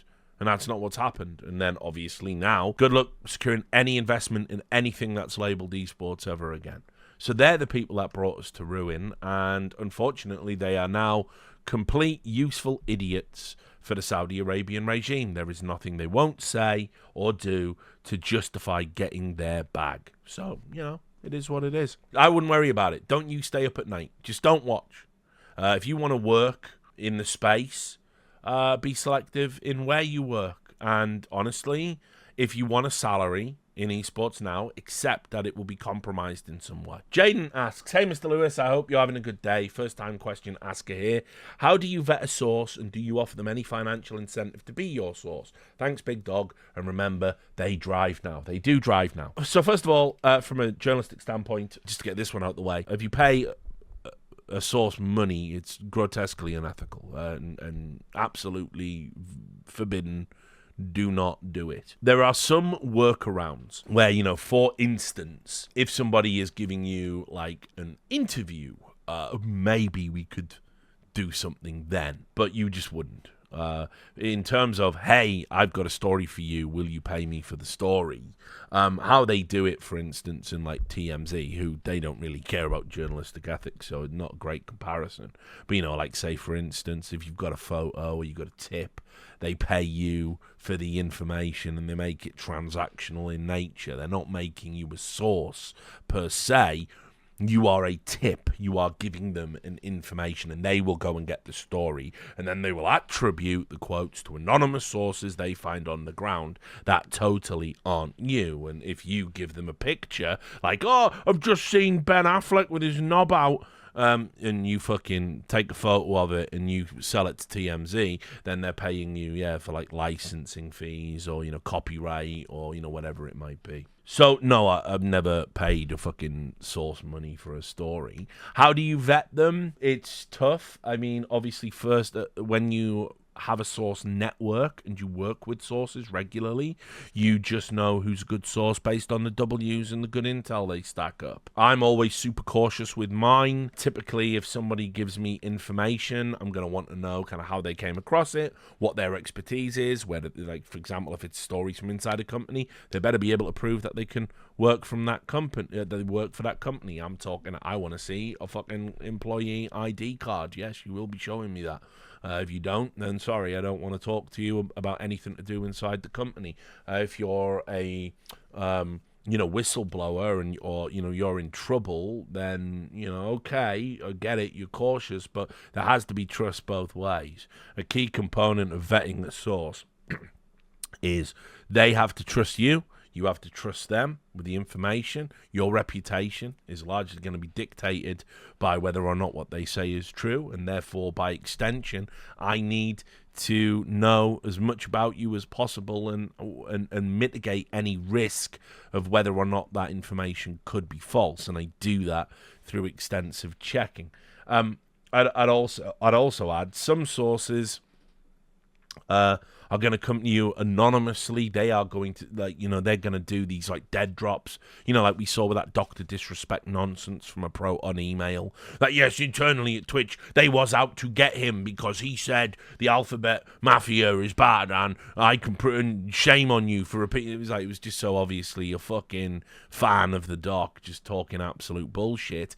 And it's like, listen, if I get a fucking, if I get an anonymous tip from a Proton email, almost certainly that isn't going to make the cut for me unless it's something so absolutely insane and I'm able to verify it very quickly with a bunch of other sources and maybe get some follow-up questions. I think I've maybe done a total of 3 stories in my career that have involved a source that has never revealed who they are to me. That if I was compelled, for whatever reason, legally to reveal the source, it would be physically impossible for me to do so. So, right, next, Mega Awesome Man, what do you think needs to happen for political unity to be possible in the current climate? Listen, mate, it isn't possible. If an assassination attempt isn't going to imbue you with any sympathy for Trump, if you given that overwhelmingly, whether people want to admit it or not, most people's reaction, most Democrat voters' reaction were either he faked it or it's a shame the bullet missed. If we're not going to get halfway based on maybe let's not start shooting at each other and kill each other. By the way, just to show you I am on both sides on this issue, there was, I believe, a governor said today that, if we lose this election, the only way we're going to save the country is through a civil war. I wouldn't, mate. I'd just fucking leave it right now, yeah? Tensions are running, super high, and maybe that's a really irresponsible thing to say in a country where people have a legal right to fucking firearms. So, for me, I just don't think it's ever going to happen. I think Trump-era politics are going to be looked back upon, and it has been an escalation, sure. I don't want to hear any more about how 2012 was normal. And, it was super normal. I was just talking about this today with a friend. Everyone goes 2012, don't you wish we could be back in 2012? Obama, Romney, the quiet dignity of that election cycle. That election cycle was a fucking nightmare. What are we talking about? I mean, nothing compared to what's come since, sure, but the 2012 election stories were fucking insane. The 2012 Obama had to come out and apologize for eating a dog. It wasn't normal by any stretch of the imagination. There were elements within the Republican Party that was still leaning into this, otherism of Barack Obama. You had the binders of women with Romney, where they asked him, "Are you going to put competent women in your administration if you're elected?" And he said, "Oh yes, I've got binders full of women and I'm reviewing them now." And the media ran with that, the left-leaning media, and they ran with that and basically said, "Oh, he doesn't even know competent women in his real life because he's a Mormon and they're weird. And so he's got binders full of women. He keeps the women in binders. He looks at the women in binders."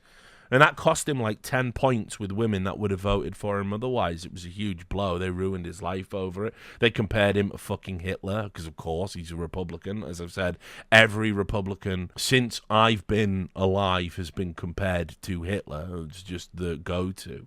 They compared him to Hitler. They compared Nikki Haley during that cycle to Ava Braun. It was just, it's we've all been heading here for a long time, and we could have pumped the brakes, but we didn't, Oh, how could I forget 2012, Joe Biden saying to a predominantly black audience, "Mitt Romney wants to put you back in chains."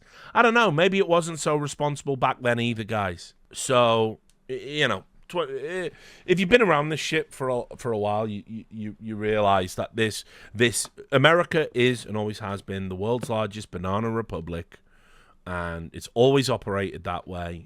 It has never been serious about democracy as we understand it in Europe, and there has never been a dignified election cycle in modern American political history. That is gibberish. Another one from Frisky. Can we all petition to make Carve the New England manager? I mean, we can. He will pledge to play 4-4-2. As we all know, is the only way to play football. God's intended formation. JW001, what's your favourite sandwich? A lot of strong uptake for sandwich talk today. So, what is my favourite sandwich overall? I did allude to a coronation chicken earlier, didn't I? I had a banging Italian one the other day. It was like egg and peppers. It was fucking great. See, there you go. I do like them big, ridiculous Italian heart attack subs. I fucking love them. One of the things I miss about America, because you don't really get them here unless you happen to live in a place, like where there's delis and stuff. But like when you just get it, it's all fucking salami and fucking everything. But no, I've just remembered I nearly got it wrong. I nearly got my own answer wrong. Because, again, you can't get them here. The Reuben sandwich is the best sandwich. It is the fucking king of sandwiches. That Russian dressing, controversial, probably can't call it Russian dressing anymore. Pastrami, they just rock. The Reuben is fucking great. Love it. Sauerkraut, underrated. The Germans did do something good. So, yeah, there you go. Reuben. I'm picking Reuben. Carve. Now, that Richard Lewis, Declan Rice is a fucking fraud take is seemingly aged like fine wine. Oh, yes, it has. Do you have any new hot takes in mind for the new Premier League campaign? Well, let's do it then, shall we? I haven't had a lot of opportunity to talk about the Prem, and because it's Carve, who I've noticed is suspiciously on the Discord less and less these days. I miss you. Let's do some hot takes about the upcoming Premier League season. Hot take, Ten Hag has weathered the storm and is going to get it right, and they will be much improved next season. Right, I'm going to say that. There's a hot take. Next hot take. Chelsea are going to remain an omni-shambles because they should have kept Pochettino. They're likely to sell some of the players that they've just bought as well. Can see them getting a mid-table finish and miss out on the Champions League once more. Everton are somehow going to do it again and stay up playing Sean Dyche Brexit ball. In fact, they will be at the lower end of the mid-table this season, even despite selling a Nana, who I actually think for 50 mil, I think they've had fucking Aston Villa's eyes out. I don't think he's a 50 mil player. I think he looked like a fucking lazy, languid player in midfield. And Everton can then take that money and they're talking about signing that Gnonto from Leeds. And if you tell me they get Gnonto from Leeds and they get in place of a Nana and they're going to still keep about 25 mil, that's a fucking bargain. So, Arsenal will bottle the league again. They'll finish third. Not even second. And yeah, there you go. There you go. There's all my hot takes about the Premier League for now. Jester, now called Abomination of the Lake for some reason. I don't know why. With G2 now fully cupping the Saudi nutsack, how likely is it that Carlos will be involved to stroke the shaft? I mean, look, right? The Carlos stuff is complicated because he said crazy shit now. But I've said this. The Carlos that went out of G2 isn't the Carlos that exists now. He had a psychotic break. Because, bizarrely, when you lose everything you've ever built and, like, have a divorce as well at the same time, and with details of that, which I won't repeat, being made public and speculation therein, when you lose everything all at once, it has a tendency to fucking do your head in. And so, listen, he was someone who, he was clearly, you know, he clearly was like, yeah, I would like to be one day on the Tate level of financial independence, success, and influence. I'm not saying he didn't think that back when he was normal in G2. He just didn't realise that Tate is a con artist and a grifter. He got took in. Tate isn't this, he's not like a fucking billionaire with 1,000 Bugattis. He's just a guy who made probably millions from exploiting people, both men and women, in porn, by his own words. But a lot of the secrets of these grifters that give you blueprints for success is the first thing you must do is appear more successful than you actually are. And Tate is just pathetically transparent to somebody like me. I mean, he is not particularly smart. He's just not an idiot. He's at the right level of intellectual capacity where he can finesse somebody else who is susceptible to that. And if you view life through a lens of success is dictated to by wealth, and you've got somebody who is promoting themselves as wealthy and affluent and all this stuff, and everyone's a brokey, and this is how, and a wagey, and this is how he does it.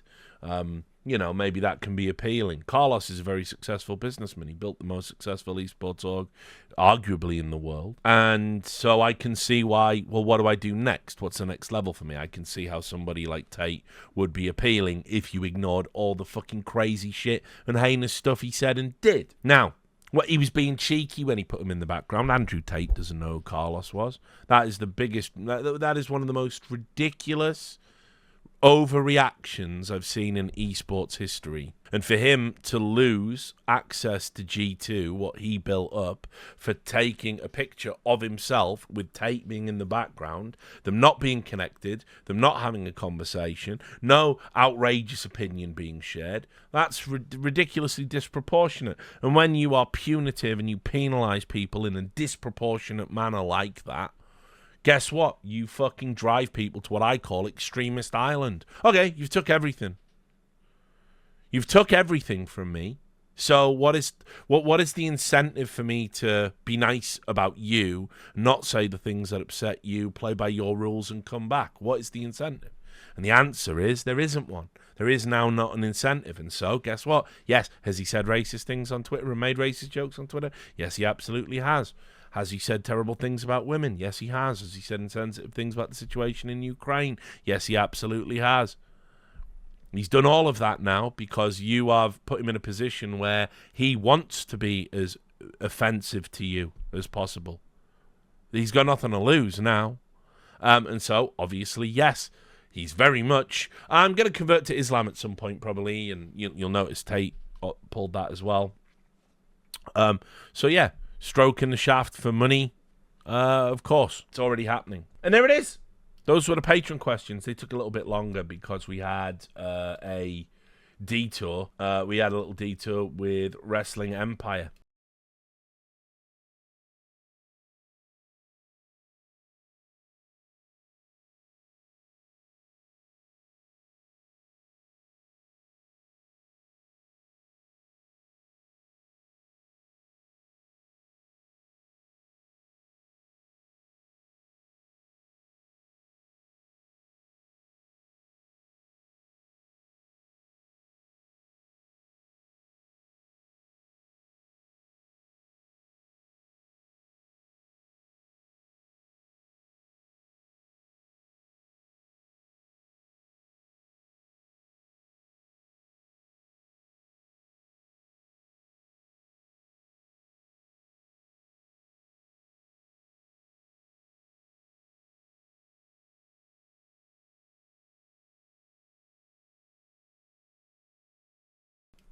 So